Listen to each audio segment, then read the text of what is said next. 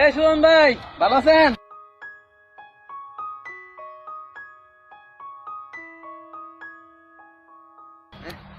কি মন খারাপ?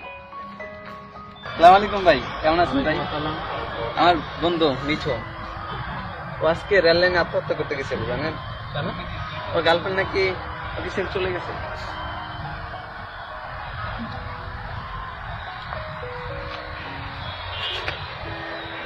কেউ তোমাকে ছেড়ে চলে গেলে কষ্ট পাওয়ার কিছু না। যে তোমাকে ছেড়ে চলে গেছে সে কখনোই তোমার ছিল না। সে যদি তোমারই থাকতো তো কখনো সে তোমাকে ছেড়ে চলে যেত না। তার দেওয়া স্মৃতি হয়তো গভীর রাতে তোমার বালিশ হয়ে যাবে, কিন্তু সকাল হওয়ার সাথে সাথে সেই বালিশ আবার শুকিয়ে যাবে। আর ঠিক তখনই তোমাকেও তাকে ভুলে যাওয়ার সিদ্ধান্ত নিতে হবে এবং তাকে ভুলে যেতে হবে। একটি মেয়ে যদি তোমাকে ভুলে সুখে থাকতে পারে তবে তুমি কেন পারবে না? হ্যাঁ, তুমি কেন পারবে না?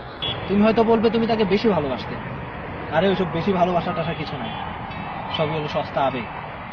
সস্তা আবেগ দিয়ে আর যাই হোক জীবন চলে না। এই সস্তা আবেগ দুদিন পর ঠিকই ফুরুত করে উড়ে চলে যায়।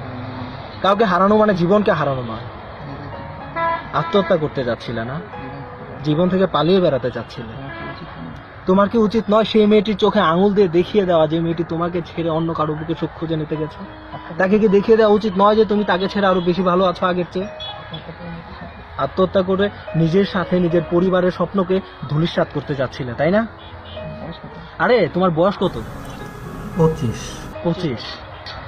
আরে যে বাবা মা তোমাকে 25 বছর ধরে ভালোবাসছে, সেই বাবা মার 25 বছরের ভালোবাসা ভুলে গিয়ে মাত্র একটা 25 দিনের একটা প্রেমের জন্য, 25 দিনের প্রেমের একটা মেয়ের জন্য তুমি তোমার 25 বছরের ভালোবাসার বাবা মাকে ছেড়ে একটা করতে যাচ্ছিলে?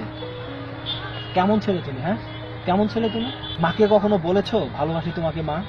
বাবাকে কখনো বলেছো বাবা তোমাকে ছাড়া বাঁচবো না? বলোনি। আমিও বলিনি। কেন বলিনি জানো? কারণ বাবা মাকে আমার এসব বলতে লজ্জা লাগে। আমার, তোমার, সবারই বাবা মাকে এসব বলতে লজ্জা লাগে। আরে আমাদের লজ্জার ধরন দেখেছো? আমরা বাবা মার সামনে লজ্জা পাই, অথচ আমরা বাইরে কত কাজ করছি সেগুলোতে আমাদের লজ্জা নাই। আমরা বাবা মার সামনে লজ্জা পাই। আমরা এমনই সন্তান আজকের। একটা 2 দিনের একটা গার্লফ্রেন্ডের জন্য আমরা জীবন দিতে পারি, কিন্তু বাবা মাকে আমরা ভালোবাসি বলতে পারি না। আমরা এমনই সন্তান। যে গার্লফ্রেন্ডের জন্য তুমি জীবন দিতে চাচ্ছিলে, সেই গার্লফ্রেন্ড হয়তো তুমি মরে গেলে তার কিছুই হতো না। তোমার বাবা মা যখন তোমার লাশ নিয়ে কান্নাকাটি করতো, ঠিক তখন তোমার গার্লফ্রেন্ড কি করতো জানো? তখন তোমার গার্লফ্রেন্ড ঠিক অন্য কারো বুকে মাথা রেখে সুখ খুঁজে নিত, আর তোমার বাবা মা তোমার লাশের উপর মাথা রেখে কান্নাকাটি করতো। তাতে তোমার গার্লফ্রেন্ডের কোনো কিছুই যায় আসতো না।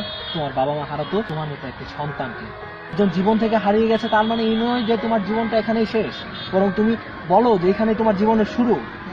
বলতে শেখো তোমাকে নিয়ে ভালো ছিলাম, তুমি, তোমার ভালোবাসায় আমি সুখী ছিলাম। তোমাকে হারিয়েছি, তোমাকে ছাড়া কষ্ট পাই, কিন্তু তার মানে এই নয় যে তুমি ছাড়া আমি বাঁচবো না। হ্যাঁ, তুমি ছাড়া আমি বাঁচবো, তোমাকে ছাড়া আমার বাঁচতে হবে, এটা বলতে শেখো। তোমাকে ছাড়া আমি নিঃশ্বাস নিতে পারবো না, তোমাকে ছাড়া আমার কেরিয়ার হবে না, তোমাকে ছাড়া না পেলে আমি পৃথিবীর সবকিছু ধ্বংস করে ফেলবো, এসব ভুলে যাও। না না না বলা ভুলে যাও, নাকে হ্যাঁতে পরিণত করো। আরে জীবনে একটা মেয়ে গেছে, তাতে কি? তোমার সামনে অনেক মেয়ে পাবে, তুমি অনেক মেয়ে আসবে তোমার সামনে। তুমি একবার ব্যর্থ হয়েছো। মানুষের জীবনটা হলো ব্যর্থতা এবং সফলতার খেলা। তুমি একবার ব্যর্থ হয়েছো। একবার ব্যর্থ হওয়া মানে তুমি একটি ধাপ পার করলে তোমার জীবনের সফলতা। তুমি যখন বারবার ব্যর্থ হবে তার মানে এই যে তুমি তোমার সফলতার অনেকটাই কাছে চলে গেছো। তখন সফলতা তোমাকে ধরা দেবে, সফলতার পিছনে তোমার ছুটতে হবে। তখন দুনিয়া তোমার কাছে চলে আসবে, তোমার দুনিয়ার কাছে যেতে হবে না। তুমি সফল হবে এবং একদিন তোমার হাতের মুঠে সব থাকবে। একটি মেয়ে নয়, তুমি চাইলে 10টা মেয়ে তোমার কাছে রাখতে পারো।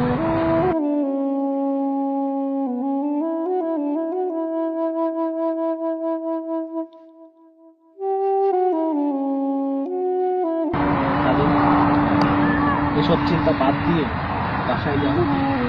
বাসায় গিয়ে বাবা মার কাছে ক্ষমা চাও।